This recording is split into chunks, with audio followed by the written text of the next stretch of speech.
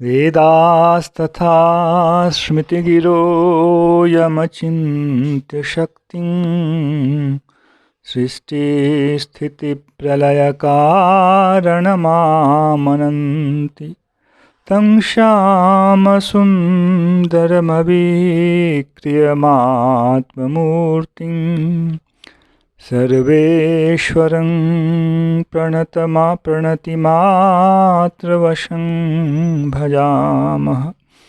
अज्ञाननिरतिरुपैति यया विशोषं भक्तिः परापि भजते परिपोषमुच्चैः। तत्त्वं परं स्फुरतिदुर्गममप्यजस्रं साद्गुण्यभृत्स्वरचितां प्रणमामि गीतां। नारायणं नमस्कृत्य नरं चैव नरोत्तमं देवीं सरस्वतीं व्यासं ततो जयमुदीरयेत्। हरे कृष्ण कृष्ण कृष्ण हरे हरे, हरे राम राम राम हरे हरे। गीता मंजरी का यह 208वां अंक है। विगत अंक में हम लोगों ने 631 श्लोक के अंतर्गत जो आया हुआ एकत्व शब्द है, इस पर संक्षेप से ही कुछ श्रवण किया, विस्तार बहुत नहीं कर पाया। अंत में जो विषय चल रहा था वहाँ एकम एव अद्वितीयम, यह उपनिषद का वचन आया था और इस अनुसार यहाँ जो एक शब्द है उसको ही एक योगी धारण करता है। उस एक शब्द का अर्थ है वस्तुतः मौलिक तत्व एक ही है, तत्व अलग अलग नहीं है, किंतु वह एक तत्व जो है वह सविशेष तत्व है और उसकी अनंत प्रकार की शक्तियां हैं। जो कुछ भी दिख पर रहा है यह सब उनकी शक्तियों का ही विकास है, विलास है, प्रकाश है, परिणाम है। जो कुछ हम कह लें, हमारे अंदर जो अविद्या है यह भी उनकी एक शक्ति है। कुछ भी अनुभव के अंतर्गत यदि है तो वह उनकी शक्ति ही है। जीवात्मा के लिए भले ही वह कुछ अच्छा हो कुछ बुरा हो, परमात्मा के लिए अच्छा बुरा कुछ नहीं है, क्योंकि सब उनकी शक्ति का ही प्रकाश है, परिणाम है। तो एक शब्द का अर्थ वहाँ फिर आ जाएगा सर्व कारण कारण सर्वाश्रय तत्व जो है, यह भावना भगवान के प्रति रखते हुए वह उसका भजन करता है।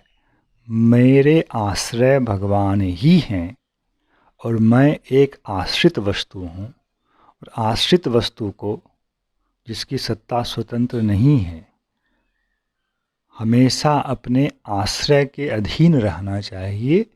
आज तक मैं अपने आश्रय भगवान या परमात्मा के अधीन नहीं रहा हूँ, प्रकृति के साथ रहा हूँ, प्रकृति के अधीन हूँ।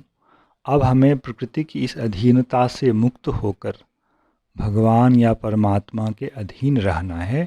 इस भाव से वह योग की प्रक्रिया का प्रारंभ करता है।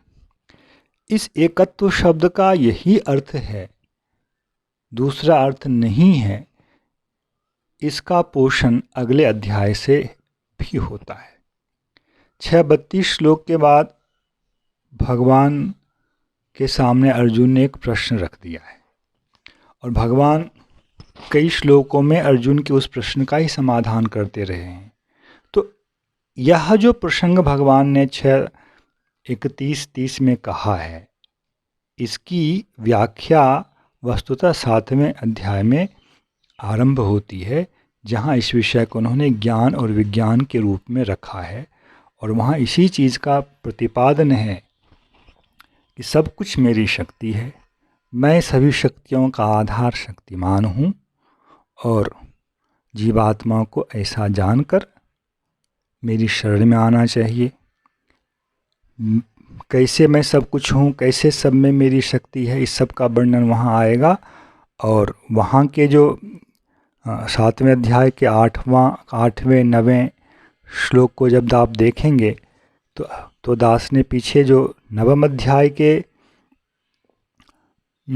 श्लोक की चर्चा की थी, जिसमें कि एकत्वेन पृथक्त्वेन का प्रसंग आया था, और ठीक 9-15वें उस श्लोक के बाद जो भगवान कह रहे हैं 9, 16, 17, 18, 19 श्लोकों में, वह ठीक वही विषय है जो कि 7वें अध्याय के 8वें और 9वें श्लोक में कहा गया। इसलिए इसको इस दास जो यह पद्धति दिखा रही, इसे कहते हैं ग्रंथ संगति। केवल शब्द को लेकर यदि हम व्याख्या करने जाएंगे तो हम कहीं से कहीं भटक सकते हैं, क्योंकि संस्कृत में शब्द की सिद्धि अनेक प्रकार से हो सकती है। जैसे एकता की बात हमने यहाँ कही, तो एकता एक की संख्या में भी हो सकती है, एकता बहुत की संख्या में भी हो सकती है, किंतु उस एकता का जो अवच्छेदक है फिर बदल जाता है। किस आधार पर एकता कह रहे हैं, वह जो उसका धर्म है वह बदल जाता है, भाव बदल जाता है। इसलिए ग्रंथ के साथ हमारा सब कुछ संगत होना चाहिए, आगे पीछे के प्रकरण से पूर्ण उस विषय का मेल होना चाहिए, ग्रंथ से कहीं विरुद्ध नहीं होना चाहिए। तो जो अर्थ यहाँ एकत्व का दिया गया, भगवान सर्वाश्रय हैं, सब कुछ भगवान की शक्तियाँ हैं, शक्तियों के ही विलास हैं, इसलिए कोई स्वतंत्र नहीं है, सब उन पर ही आश्रित है। इसी चीज़ की चर्चा भगवान 7वें अध्याय में करेंगे। किंतु बीच में अर्जुन ने एक प्रश्न उठा दिया है, उस प्रश्न का पहले समाधान कर रहे हैं। फिर क्योंकि अब तक आप देख रहे हैं बीच बीच में मैं आपको यह इंगित करता जा रहा हूँ कि यह श्लोक ब्रह्म से संबंधित है, परमात्मा से संबंधित है, उपास्य के रूप में या भगवान के से संबंधित है। दूसरी ओर मार्ग की दृष्टि से यह कर्म मार्ग है, यह ज्ञान मार्ग है, यह ध्यान मार्ग है, यह भक्ति मार्ग है। तो इन विषयों को लेकर के एक मन में जो प्रश्न उठ सकता है, उसको पहले ही भगवान ने इस अध्याय के अंत में कहा कि फिर उसका जो है विस्तार 7वें अध्याय में किया है। किंतु बीच में अर्जुन ने कुछ प्रश्न किए हैं, अब भगवान उस प्रश्न का समाधान करने जा रहे हैं। तो पहले प्रश्न के अर्जुन के प्रश्न को समझें।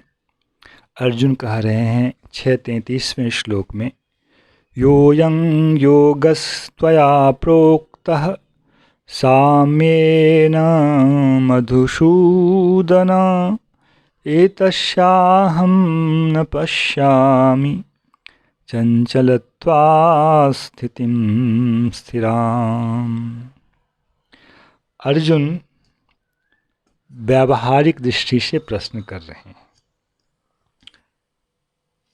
सखे कृष्ण, आपने तो बस अपनी रॉ में सब कुछ कह दिया।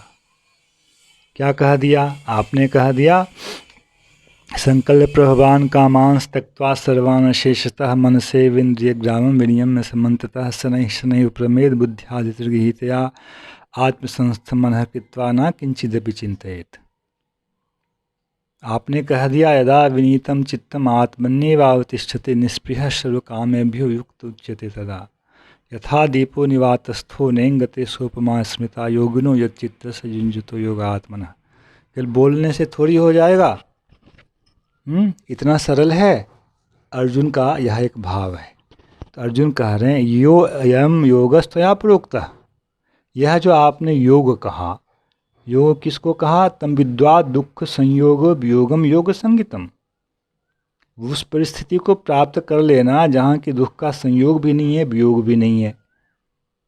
जिस स्थिति को प्राप्त करके उससे अधिक लाभ वह किसी को और नहीं मानता है, और दुख परम दुखमय स्थिति होने पर भी सामान्य दृष्टि से वह योगी विचलित नहीं होता है, सामान्य लोग विचलित हो जाएंगे। तो योयम योगस्त्वया प्रोक्ता साम्येन मधुसूदन, उसमें आपने हर जगह समता की बात लाई है। 5वें अध्याय में निर्दोषमी समम ब्रह्म इत्यादि के प्रसंग में भगवान ने समता की बात कही है। यहैव तैर्जितः सर्गो येषां साम्ये स्थितं मनः। निर्दोषमी समम ब्रह्म तस्मात् ब्रह्मणि स्थिता 5:19। साम्य में, समता की भावना में जिसका मन स्थित है, उसने तो इस सर्ग को यहीं जीत लिया, इस विश्व को, इस जन्म को, जन्म मृत्यु के चक्र को यहीं जीत लिया। हे मधुसूदन, साम्येन यो अयम योगस्त्वया प्रोक्तः। समता गुण के द्वारा जिस योग की आपने चर्चा की, शुरू से बहुत पहले से भगवान कहते आ रहे हैं। ज्ञान योग का प्रसंग जब भगवान ने उठाया है 2:38 में, वहीं से तो चला आ रहा है। सुख दुखे समय कृत्वा लाभा लाभो जया जयो जतो ततो युद्धायुजस्वनम पापमवाप्स्यसि 2:38 में। फिर आगे समत्वम योग उच्यते योगस्थ कुरु कर्माणि संगम त्यक्त्वा धनंजय सिद्ध सिद्ध्यो समो भूत्वा समत्वम योग उच्यते 2:48 में। इस तरह से हर जगह भगवान समता समता समता इत्यादि कहते आ रहे हैं, और वह मुख्य रूप से ज्ञान योग का प्रसंग होता है। तो अर्जुन कह रहे हैं साम्येन अयम योगस्त्वया यह प्रोक्तः एतस्य अहम न पश्यामि स्थिरां स्थितिम। मैं इस योग की स्थिरा स्थिति को नहीं देख पा रहा हूँ। क्यों? चंचलत्वात्, मन चंचल है। मन स्थिर हो तो सब कुछ हो। ये शाम साम्य स्थितं मन, आपने कहा, मन तो ऐसा है नहीं। कैसे मन से कामना दूर हो जाएगी? चंचलम ही मनः कृष्ण प्रमाथि बलवदृढ़ तस्याहम निग्रहम मन्ये वायोरिव सुदुष्करम। हे कृष्ण, मनः ही चंचलम, मन निश्चय ही चंचल है। प्रमाथि, ये कुछ ऐसा है कि हम सांप को पकड़ने जाएंगे तो हम सांप को क्या पकड़ेंगे, सांप ही हमें काट लेगा। हम मन को नियंत्रित करने जाते हैं और मन में इतनी दुर्वासनाएं होती हैं कि मन एक क्षण में सारे बंधनों को तोड़कर फोड़कर कहाँ निकल जाता है पता नहीं चलता है। बुद्धि प्रयास तो करती है, पर बुद्धि के अधीर मन कब तक रहता है? व्यवहारिक स्थिति तो यही है। इसलिए मन जो है प्रमाथी है, मथ देने वाला है इंद्रियों को। उसके अंदर बस उसकी वासना का संचार होना चाहिए, सारी इंद्रियां ध्वस्त हो जाती हैं। उनको हम संयमित क्या करेंगे? जो आप बोल रहे हैं मन का संयम करके ये सब करो, तो मन का संयम करना क्या इतना सरल है? और इंद्रियों का संयम करना क्या इतना सरल है? ऐसा संभव नहीं है भगवान। और बलवत, किस बल से हम मन को वशीभूत करेंगे? मन ही तो सबसे बड़ा बलवान पदार्थ है, और उसका वही यदि स्वभाव है तो कैसे होगा? दृढ़म बलवत, अतिशय बलवान है। तस्य अहम निग्रहम मन्ये वायोरिव सुदुष्करम। मैं यह तो नहीं कह रहा कि उसका वशीभूत होना असंभव है। आप जैसे लोगों के लिए संभव है, व्यास जी जैसे लोगों के लिए संभव है, सामान्य लोगों के लिए, हम जैसे लोगों के लिए युद्ध क्षेत्र में इस उपदेश को आप दे रहे हैं, यह कैसे संभव है?